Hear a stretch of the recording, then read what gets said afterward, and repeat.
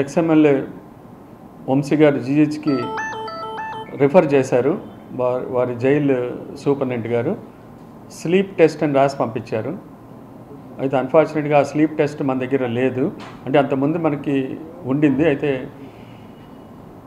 అది గత 1 ఇయర్గా రిపేర్లో ఉండటం వల్ల న్యూరాలజిస్టులు చూసి స్లీప్ టెస్ట్ మన దగ్గర లేదు కాబట్టి అది చేయలేమని చెప్పి మిగతా టెస్టులను చేసి మిగతాగా ఎగ్జామిన్ చేసి అట్లాగే జనరల్ ఫిజిషియన్ పల్మనాలజిస్ట్ కూడా వారిని ఎగ్జామిన్ చేసి వారికి మందులు రాసి పంపించారు. అవసరమైనవి చూసి వారు స్టేబుల్గా ఉన్నారని చెప్పారు. అందుకని వారిని అవుట్ పేషెంట్గా చూసి వారికి కావాల్సిన టెస్టులు రాసి ఈ స్లీప్ టెస్ట్ మన దగ్గర అవైలబిలిటీ లేదు. వారు మిగతా హైయర్ సెంటర్ ఎక్కడికైనా స్విమ్స్ కానీ వారి ఇష్టం వచ్చిన చోట అది మనకి చూపించుకోవచ్చు అని చెప్పి వారు ఉన్న చోట్ల వాళ్ళకి సజెస్ట్ చేసి పంపించారు. వారు కూడా హ్యాపీగా వెళ్ళిపోయారు. ఇది జరిగింది. అయితే పల్మనాలజిస్ట్ చూశారు. పెద్ద ఇబ్బంది పడాల్సిన అవసరం లేదు. టెస్టులు ఆయన ఎగ్జామిన్ చేసి మెడిసిన్స్ రాసి పంపించారు. స్లీప్లెస్ ప్లథిస్మోగ్రఫీ అని అంటే ఏంటంటే వారికి ఇంతకుముందు ఎపిలెప్సీ అంటే ఫిట్స్ కూడా ఉన్నాయట. ఒబేసిటీ వల్ల కానీ మనం నిద్రపోయేటప్పుడు సడన్గా శ్వాస చాలా వరకు ఆగిపోతుంది తెలియకుండానే.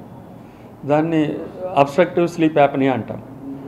అది మనము ఈ ప్లథిస్మోగ్రఫీ స్లీప్ టెస్ట్ అనే ద్వారా తెలుసుకుంటే దాన్ని బట్టి వాళ్ళకి బీప్యాప్ అనే మెషిన్ ఇంటి దగ్గర పెట్టుకొని నైట్ టైం ఇలా దబాన శ్వాస ఆగిపోకుండా బ్రెయిన్కి ఆక్సిజన్ అందకుండా పోయి ప్రమాదంలో పడకుండా ఆ టెస్ట్ చేస్తారు.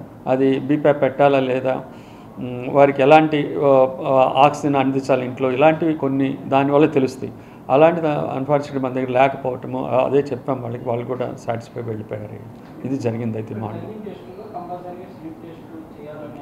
చేయాలని చేస్తే వారికి మంచిదని చెప్పి చేస్తే ఈ బీప్యాప్ అది పెట్టుకోవాలి. అంతకుముందు వారు వాడుతున్నారట అలాంటివన్నీ. అయితే మనకి ఇక్కడ లేకపోవటం వల్ల దాన్ని ఇలా సజెస్ట్ చేసి పంపించారు మన డాక్టర్స్. అయితే న్యూరాలజిస్ట్ వచ్చి చూశారు. అది రాసి వాళ్ళు స్టాంప్స్ వేసి మంచిగా చూసి పంపించారు. వాళ్ళు కూడా బాగానే స్టేబుల్గా ఉన్నారు వంశీ గారు. Thank you.